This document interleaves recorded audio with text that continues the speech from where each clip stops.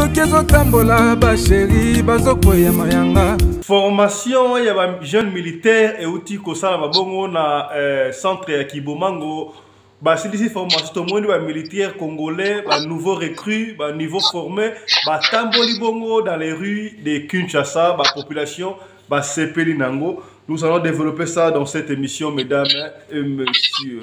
Accord au Mokondi Mboka outil ko signé bongo na ba pays ya Ouest Kuna, ba ko secondé ba FRDC, ba Bunda contre ba M23.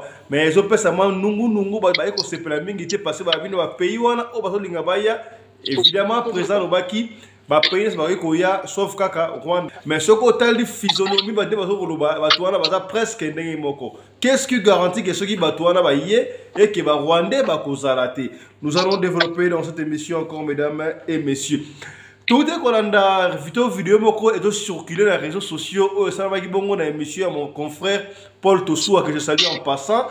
Frère Roger Bak a expliqué les solo moko pesi ba tout passe na motema comment est-ce que militaire a kenda ki na front a monika kokate moi na ya moi c'est parce que photo lingaka mingi a comme ko dans une photo ko disparaître a pesi ba ninga na ye soki ba son ki sasa ba ke de ko luka famille na ye. Baki ko luka famille ba kuti ba bengana mwasi na bana na kankokolo et pesi polémique bande comme ça ba lobeza l'histoire ya kuta ba musu ba beza l'histoire ya solo mais nous allons développer ça dans cette émission mesdames et messieurs. Gardien du temple fils Mukoko auto ebishino so tout muta pesa comme on a gardé du temple les bon papa Etienne Tshisekedi les fangs délimité mais il y a eu un temps, quand il a maladie, il a fallu qu'il subisse l'opération. Tout le monde qui c'est comme il a été abandonné par ses siens. Il IDPS. Tout le monde a été peur, il a été kota laye, tout le monde a quitté ici quand il IDPS, kota laye. Mais grand merci quand même tout le monde. Maman Olive Lembe à travers Fondation Initiative Plus, Sungi, fils Mukoko, na hôpital, salle d'opération, il est maintenant bien portant. Radio Lokole TV balobi ngai mo déjà na fanatique na déjà Radio Lokole TV à Fiston Pelende en tout cas bolanda landa ngo mingi ou awa banti valeur ezala raté parole de parfum d'hiver na ndima na moi passé son ndimi donc c'est formidable check ouais balobi bana monde entier ba fanatique tout la maison mère vous ça pas comme les autres non balobi tout beau santé ko s'abonner na page na biso. Il y a télévision, il y a Fiston Pelende, Radio Lokole TV. Donc Radio Lokole TV Makamo avec Fiston Pelende. Bana tout le monde entier. Bana les rois de la forêt Big Boss. Tous les fanatiques à maison mère, tous les fanatiques à Inongo, babi avec Fiston Pelende. World toujours. Tous s'abonner, tous avoir vraie info de la maison mère. En direct de Jobo, toujours World. Yannick Kinia, Yoyebi. Ba fanatique tout ya wenge muzika bo s'abonner na Radio Lokole TV ya Fiston Pelende. Radio Lokole ya Fiston Pelende. Fiston Pelende Radio Lokole. Lubumba Lokole. Linda wo yao tantine lindo yo mwaza mongo yao tantine linda losako e mwasi alipeka sola zala kobele ngina mobali ya kwiti e isongolo bana Jobour bana Dirban bana Cape Town bana Paris bana Bruxelles Angola Kinshasa monde entier Afrique mobimba babi to s'abonner massivement na Lokole TV webi Lokole tanga kara na village ya iso likambo na mboka baole lisa ngiri ngongoro Lokole mokonza mboka na mitingi ya koloba na ebisi bino pona ba vidéo du jour na bino pona ba théâtre pona ba émission na bino pona information ya mboka na biso communauté congolaise nyonso pe Afrique yana Lokole TV sanga plaisir allez téléphone na yo kota na YouTube kota comment Lokole TV allez s'abonner fina musapi toini bisous bye Radio Lokole TV à Fiston. Tous s'abonner massivement. C'est validé. Mobali mbinga na munangolo aboya hydroquinone. Soki ezotambola basheri bazokwea mayanga. Na retrouver douce tendresse affection epana yo. Nasalelo nini pondi make na kupendaka sana. Shita kwacha Pelende wenjo. Mbote Nabino, bandeko balandi ya Radio Lokole, télévision bisika nyos tubo joami. Merci na confiance pe fidélité, vous pouvez sakana programme Oyo. epai wapi biso na bino to sololaka chaque pourquoi chaque temps. Lelo na linga kito sola makambo ya mboka parce que oui, ce n'est plus quelque chose à cacher, on n'a plus à se voir la face de baka mboka na biso ezali na bitumba. To ali attaquer pa ba voisin na biso o ba libongo ko wele na nkita na biso. Ba lingi biloko na biso ekoma ya bango. Lelo bande ko benga ebele papa Fisto yo sola makambo ya mboka tendenge nino. Toko sola makambo ya mboka mena limemia. Tokosolo makambo mboka na ndenge ya radio lokole parce que za mboka na biso Congo soki tolobeli yango te nani nde ya kolobela yango lelo na kozala ngai moko te na kozala na ndeko na ngai ye komona ye Jeff Belio azalaka bongo na Cape Town na Mada City azali bongo analyste politique babengaka le fils du très haut yango toyebi te akoexplike biso azali nzambe to très haut ya ndenge nini ndenge babengaka ndenge wana bokoka ye moko akoexplike onzela ya singa pona bino bato bauti kojoindre biso sikoyo tokosolola makambo ya mboka lelo lisolo tokobeta lelo ezali masolo bongo ya mboka mwana mboka Jeff Belio mbote mbote mingi papa Fiston Pelenge merci beaucoup na radio lokole lisusu pona opportunité et mbote na ba nyonso to bazali kolanda biso na ngunga oyo butu molamu place bayali. Voilà, yo babengaka le fils de très haut wapi oyo abiso yebika nzambe très haut mususu. Oui, effectivement, le fils de très haut kaboye nzambe moko oyo asala likolo pena c'est le créateur de toutes choses. Donc c'est un peu ça c'est la plus grande identité que Mutaroza na mokili. J'aime beaucoup plus na loba yango parce que ils allaient source ya connaissance dans ngai. C'est comme ça. Donc ceux qui le lot considérer dans la société, ceux qui le lot. Voilà, je disais que nous allons être bilingues dans cette émission. On va vous donner la chance de parler, de vous exprimer. Nous allons faire un clin d'œil d'analyse sur la situation politique de la République démocratique du Congo et le pays voisin. Donc, Tokolobela Makambo et Amboka Nabiso et Longona de Konabiso Belio a expliqué idée de qu'est-ce qu'ils pensent, analyse naïe. Néanmoins, à chaque fois, à radio le collège, ali à Bignonio surtout. Or, il y a besoin qu'on loba à pestiger naïe to décortiquer ensemble la population. Moi, Amboka Jeff Belio. Totaï na ba réseaux sociaux to moni ba vidéo zali ko tambola ndeko et ya Christ c'est là sur vidéo wana automona ba soda ba zali ko tambola dans les villes de Kinshasa to moni kutu ba le fameux saut de mouton oh le to moni que procès ya Vital Kamerhe ba quitter bango nyo surtout mais regrets za mingi pour na juge yayi o atiki biso avant de continuer un mot sur ça. Oui, effectivement d'abord regret ezali mingi makambo etali makambo de mouton et victime ya makambo de mouton ezali le juge akufaki tozomona yango ke mboka wana respect ya mibeko ezali te impunité ezali kaka kocontinue donc c'est un peu ça. Alors mpona babiloko omonaki ya bamilitaire oyo babimaki lelo selo bainformation nga naza koprocéder nango ezali bamilitaire babimaki mpona fitness. Ils ont justement kaka kotambola pour la santé na bango dans zaki pa militaire ya JR. Non,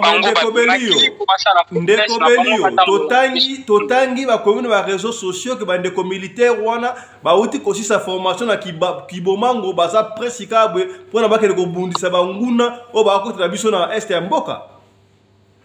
La formation qu'on a procédé à les réseaux sociaux, na tweet, on a besoin de vérification, on a un site officiel à l'État. Ok. Par DC, on a un site officiel à l'État, on a un tweet. Donc, nouvelle à sous qu'on a eu par DC, on a procédé à un recrutement. Ok. C'est-à-dire par DC, on a procédé à un recrutement. Alors, tous ceux qui ont monnaie à cette formation dans les réseaux sociaux, tous ont l'habitude de retenir une source officielle où ils allaient déjà établir. Donc, place une information crédible. Donc, c'est un peu dans ce sens. Donc, vous nous confirmez que l'image haute, tout le monde a sika, militaire, dans les rues de Kinshasa, qui a une formation, Papa Fachi, pesa biso manduki to kota na Rwanda, et ça y est, ba fitness, et ça y est, ba nouveau, ba militaire, oh, ba si formation, n'est-ce pas? Non, on est allé fitness. Les militaires, ça la démarche, na bango na pour la endurance, na bango force, na bango na détermination, na bango.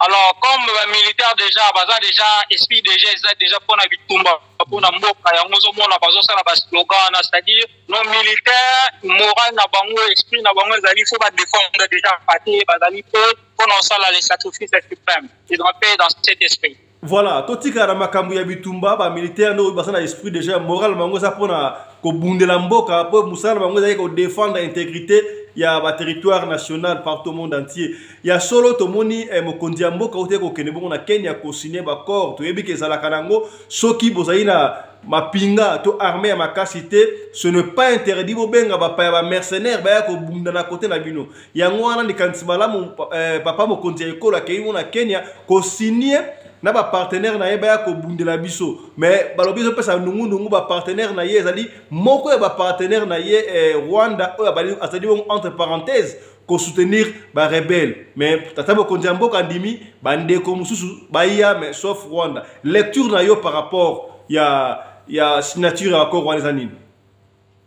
Bon, lecture d'abord par rapport à la signature d'accord, on a tous d'abord vu sur les Congolais, tous à désapprouver parce que d'abord, l'accord, on a dit d'abord la normalité dans la montée. Le président de la République n'a pas le droit d'engager une nation sans passer préalablement par le Parlement. Et chaque accord, eux, ça les manakata on a sur être étudié et exposé dans la carte publique. Et le consensus aligné signifie que l'ennemi est à Rwanda parce que le rapport est bimé le bateau va faire ça qui M23 backup, c'est-à-dire va faire ça un espace pour récupérer le territoire en Bunagana, ils allaient au Uganda. Vous voyez, donc Félix Tshisekedi qui se permet à signer d'accord, ils allaient d'abord légitime na agresseur na biso Congo et puis deuxièmement va retomber à Babylone c'est-à-dire le Rwanda n'a pas été reconnu comme agresseur na Babylone M23. Alors, il y a une confusion parce que le canal n'a pas surtout officiel de la carte Moka. Dans le niveau parlement, le gouvernement, l'armée. Tous vont reconnaître Rwanda comme l'agresseur. Vous voyez? Alors, dans un niveau d'agression. Alors, statement que le personnel qui gouvernement en Nairobi, après avoir beaucoup de chef de l'État, ils n'ont pas reconnu Rwanda comme agresseur. C'est-à-dire qu'ils vont reconnaître M23 comme une rébellion. Or, la source de la Katamboka, juge déjà M23 comme un terroriste. Alors, Babylone, on a déjà sacré une contradiction, ils allaient démoraliser. Et puis là, comme nous signifie que le M23 peut partir de l'union sacrée. C'est ça le problème. Parce qu'il faut qu'on landa un peu moins historique, comment est-ce que le M23 a réapparu dans les sources depuis 2013, quand on a qui abengana ke libana mboka azalaki logé na kati ya Uganda na tango ya Kabila. Voyez, c'est Félix Tshisekedi qui a permis la réintégration à M23 dans la territoriale na biso. Quand on a eu pouvoir na ye il n'était pas vraiment fort. Comment il n'était pas vraiment fort. Quand on a Lucas stabilisé le pouvoir na ye a kenaki na ndenge na yemo ko sala ba dilo asalaki na ba Rwanda et ce sont ces deals là qui permettent qui M23 a réintégré les sous sur la territoire Nabiso. Donc ça c'est déjà une très grande confusion. Et puis, armée Nabiso, na président, langage est à mon côté. Ça crée déjà une confusion. L'armée parle de l'agression, le président qui place Moka signé l'accord, va contenir dans l'accord et en côté, le Rwanda est justifié dans la Bilokwana. Vous voyez, et puis, et là comme tout le monde dans Goloba. Présence il y a des forces militaires pour faire quoi? Parce que toi, on a MONUSCO plus de 20 ans, ça lui plein d'équipements, plus que la force. Ndeko Jeff, oui, c'est normal, ceux qui vont pinga na bino, basali makasité, ce n'est pas interdit à Kobenga, bandeko ba ko aider, comme des mercenaires, ça la kanango n'est-ce pas?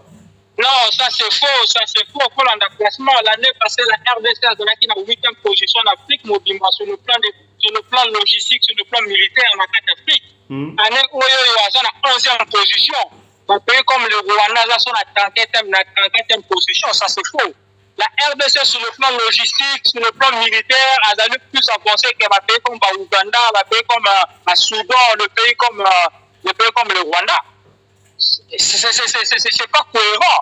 Hein? Et tout vous dit que le FARDC n'est pas fort. Le SBN, le FARDC, bazali traiteur de défendre la Moka. Non. Ça, ce sont les accords politiques. L'accord politique est prévaloir, c'est-à-dire l'accord politique est que l'Iboso y a armé pour certains intérêts politiques. On a besoin d'un accord, on parce que pour la bien en Moka. On doit savoir que Kenya est allé pareil à Cash. L'accord, il y a FCC Cash, ils ont été signés à partir de Nairobi. Il faut tout garder, il faut tout garder toujours penser à comment est-ce que le gouvernement Salemi n'a plus du temps. Vous voyez, aujourd'hui c'est injustifiable parce que l'armée Owana, les Kenya est déjà au Congo, Ouganda est au Congo, Ouganda est au Congo pour l'opération ADF. Est-ce que ADF va tirer au Congo? Ça c'est pratiquement faux. Et il y a des rapports aux autres Bimasiko, Ouganda a armé à PCM 23 espace pour s'organiser pour attaquer Congo. Est-ce que vous avez des preuves? Vous avez des preuves pour ça? Oui, le preuve est allé, nous c'est allé partout, détaillé en haut, sur le lien de l'Obalia, Babylon, quand on remonte en haut, Ouganda, il y a organisé le Kwana.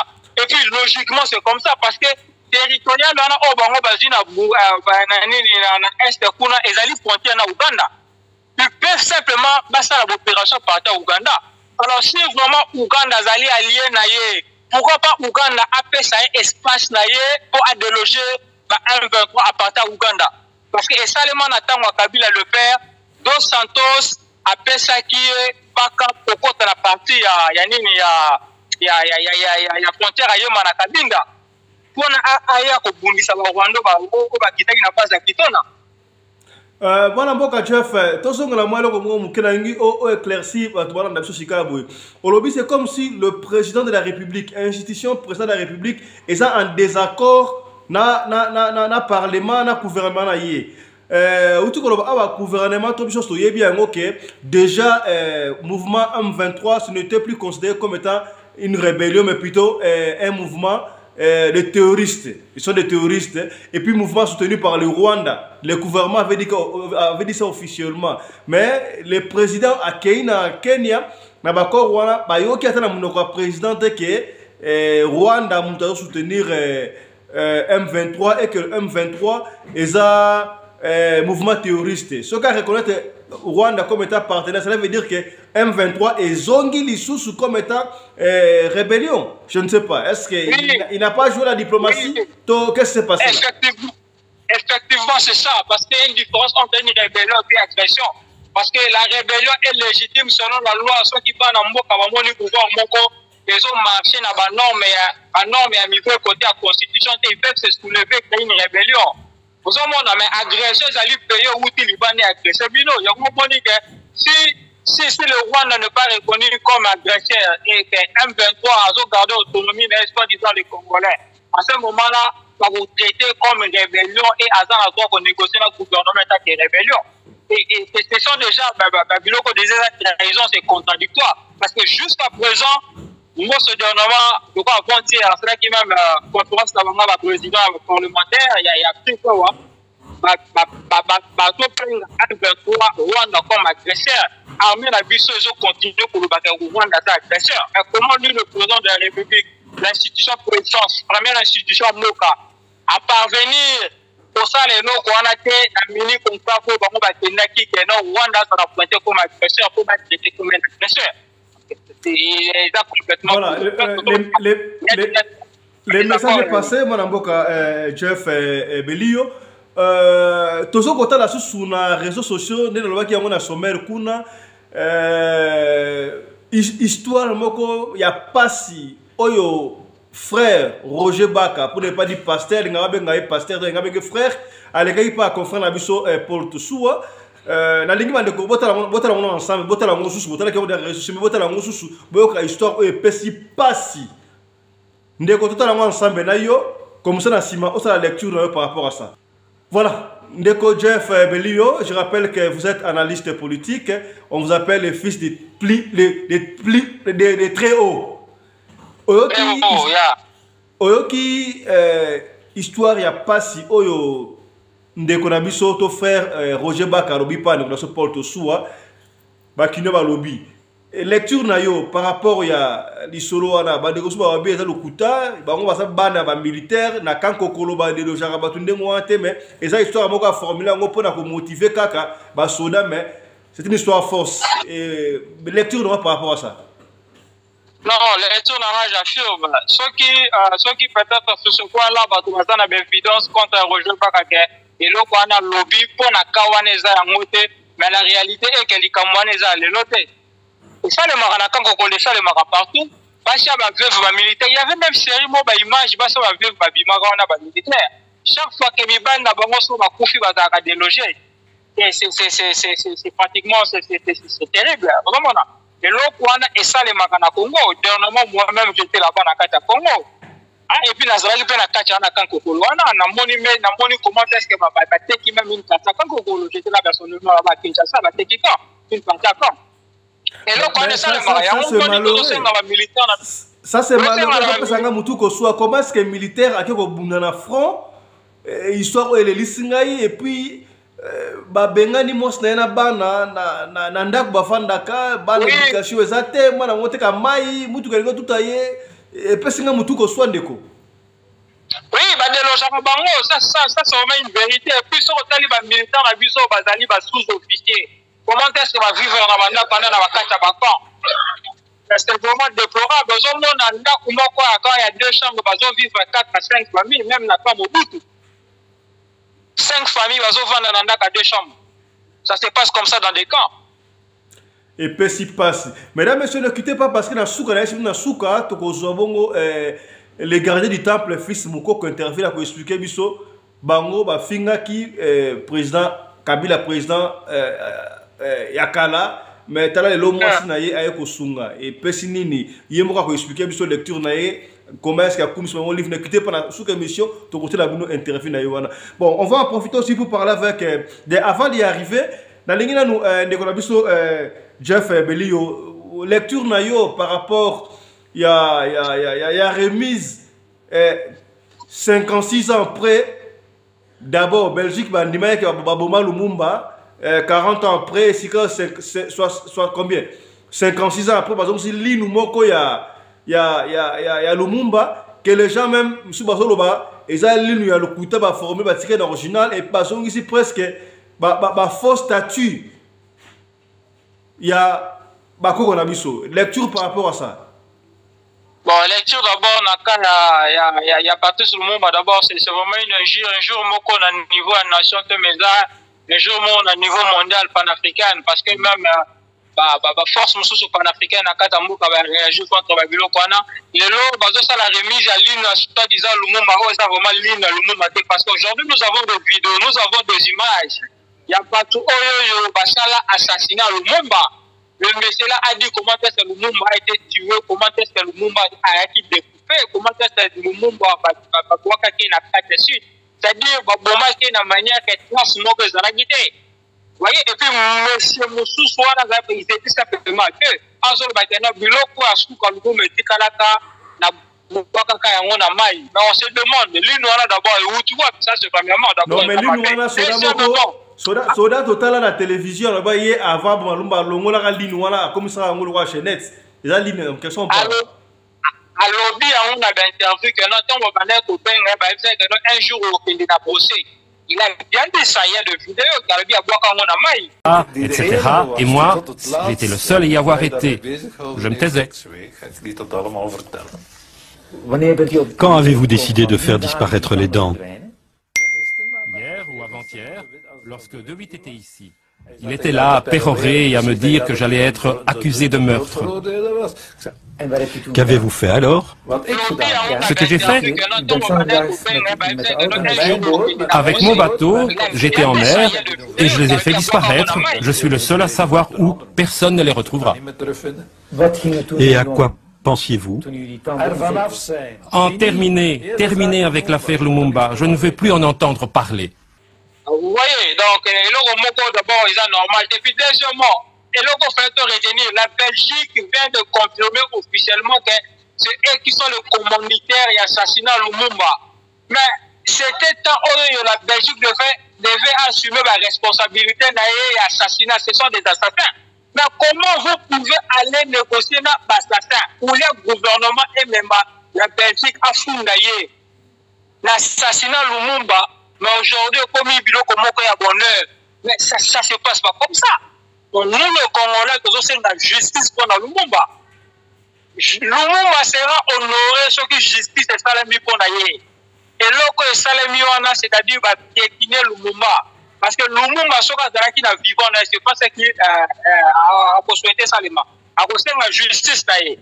Alors, nous avons besoin de la justice comme Bassassin Naye, parce que prononcé.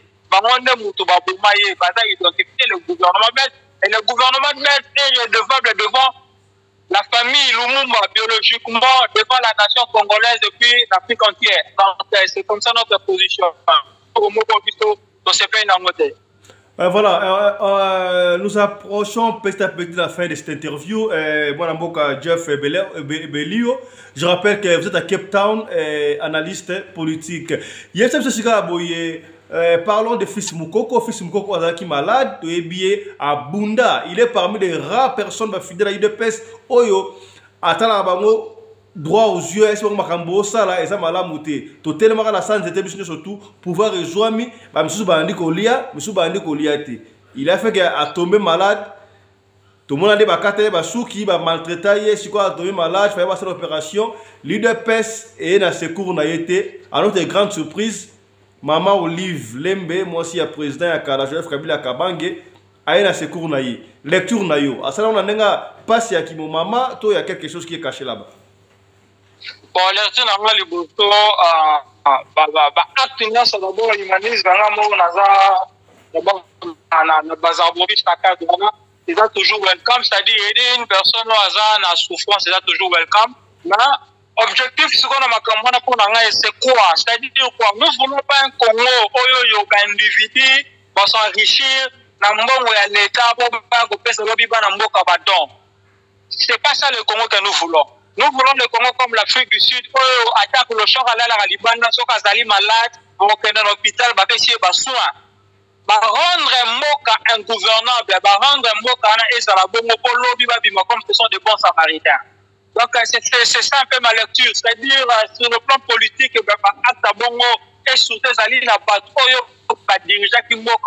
c'est pratiquement inconcevable. Parce que, ceux qui pour le Congolais, ceux qui le Congolais, faut en charge. Comme ils sont en Afrique du Sud, ils sont en charge. Pas simplement le Sud-Africain, que ce soit le réfugié, que ce soit Baslam Sika, que ce soit les étrangers. C'est comme ça que nous voulons que nous cannabis là. Nous ne voulons pas que nous cannabis soit un mondial. Hein? Quand on a réduire la mendicité et puis, pour ça, il va acte un bon mot pour qu'ils la caméra. Ça, c'est une honte pour elle.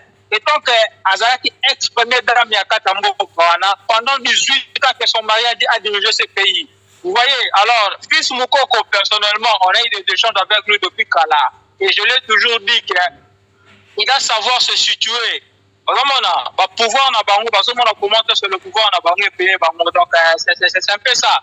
Ça montre simplement l'identité à UDPS. UDPS, Azan a sens à leadership. À aucun même pas pour vivre au-delà de la divergence entre les membres. Dans parti politique, il y a toujours eu des divergences des opinions. Mais si le vôtre a eu problème, donc vous allez mieux tout le monde d'une manière ou d'une autre, donc c'est-à-dire faillir dans la responsabilité et exposer immaturité et exposer manière et puis à gérer et puis tozo senga na bakondi tozo senga na bana mboka de sorte que notre santé, alimentation, éducation ezali ba droit il faut pas réclamer et pas à l'état ezali signe à mendicité. Donc tozo soutenir vraiment la mendicité tozo linga mboka et puis ça bana mboka respect na bango ceux qui mutaza malade à un hôpital asa la capacité que l'hôpital va traiter sans passer par des caméras, sans passer par des appels. SOS. Ça n'existe pas dans le monde actuel. C'est un peu ça ma lecture. Merci beaucoup, mon amboka Jeff Belio. Je rappelle que vous êtes analyste politique. Vous résidez en Afrique du Sud, précisément à Mada City, à Cape Town. C'était un grand plaisir de vous recevoir dans cette interview sur la radio Lokole Télévision. À moins que vous ayez quelque chose à ajouter dans 30 secondes, on va finir. Ok, merci beaucoup pour l'opportunité encore pour la radio locale. Et puis j'appelle simplement les patriotistes. Nous demandons à Banamoka, parce que la banque est surtout unie derrière le FARDC. Je dis bien derrière le FARDC, pas derrière le politique. Et là qu'on a aussi un FARDC, ce sont les militaires qui vont prêter serment pour défendre les territoriales. Ça, c'est ça. Même sans argent, ils doivent défendre ce pays. Et là qu'on a aussi la redevabilité chez le politique congolais. Vous défendez votre territorial, pas pour le politique congolais. Le politique congolais va faire un bureau, à l'aise, mais c'est vous qui mourrez au fond. Alors, il faut ma politique qu'on a base à la redevable. Vous devez savoir que chaque fois que vous avez des parce que les politiciens, vous êtes obligés, politiciens, de faire un bon travail, de façon que tu épargnes un mot cannabis sur la bêtise. Ceux qui vont jouer sa responsabilité, on a été beaucoup fera toujours en vain. Merci beaucoup. Politiciens vont signer d'accord, on éviter, alors, l'époque cassée. Donc, le message est qui a Merci beaucoup, mon Mboka Jeff Belio. Je disais que vous êtes analyste politique. On vous appelle aussi les fils du très haut. Vous allez bongo na Cape Town. Business derrière, ba pinga na biso ba FARDC to kolonga mungunda. Nde wala en anglais. Together is one. Together we can go forward. To soutenir ba pinga na biso. Awa za makambi ya parti politique ité. O nga mutu ya songolo, nga mutu ya mpakala te. To sanga na biso surtout na oki initiative mo ça modèle kitoko pa bandeko ya Afrique du Sud intermédiaire sur président Polydor bazoko sangisa $1 na bana Afrique du Sud non surtout. Imaginez qu'à Rasogi, il y a 1 million de Congolais, $1. On a $1 million pour soutenir la FARDC au travers de la femme Nabango. Et ça, initiative moi Kitoko, moi Namboka, Polydor Matumona, de Colems pour soutenir l'initiative One. Émission et Sili Awa. Tukutani lobby pour la numéro Moussous. Restez branchés. Chap chap. Et tchara.